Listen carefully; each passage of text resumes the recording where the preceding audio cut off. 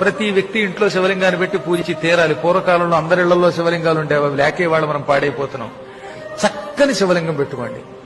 కిం బహూక్తేన మునయః స్త్రీణామపి తథాన్యతః అధికారోస్తి సర్వేషాం శివలింగార్చనే ద్విజాః. ఎందుకు ఇన్ని మాటలు? శివలింగం అందరి ఇళ్లలో ఉండొచ్చు, అందరూ శివలింగాన్ని ముట్టుకుని పూజించవచ్చు. స్త్రీణామపి ఆడువారికి, తథా అన్యతః ఇతరులకు, అందరికీ శివలింగం మీద అర్చన మీద అధికారం ఉన్నది. మీ ఇళ్లలో అధికారం ఉంది గనక శివలింగం పెట్టుకు పూజించండి. శివలింగం ఇంట్లో ఉండకూడదని ఎవడన్నా చెబితే వాణ్ణి శవంతో సమానంగా చూసి అవతలకి గెంటేయండి అని నందీశ్వరుడు శివపురాణంలో ఋషులకి చెప్పాడు. ఈ శ్లోకం శివపురాణంలో. కాబట్టి అందరిళ్లలో లింగం ఉండాలి.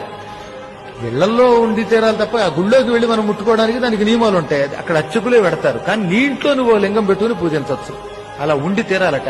అసలు శివలింగం లేని ఇంట్లో అన్నం తింటే అది శవం దగ్గర పెట్టిన పిండంతో సమానం అని పూర్వులు చెప్పారు. తెలిసిన మీకు? అందుకే కాశీలో ప్రతి ఇంట్లో లింగం ఉంటుంది. ఉత్తర భారత్లో అందరిళ్లలో లింగాలు ఉంటాయి. మనకే తెలుగు వాళ్ళకి తెలివితేటలు ఎక్కువ, తెగులు ఎక్కువ. అందుకని లింగం ఉండకూడదట, అవి బాబా లింగం ముట్టుకోకూడదట, మరి ఇంకేం ముట్టుకోవాలట. శుభ్రంగా ఇంట్లో లింగం పెట్టుకోండి.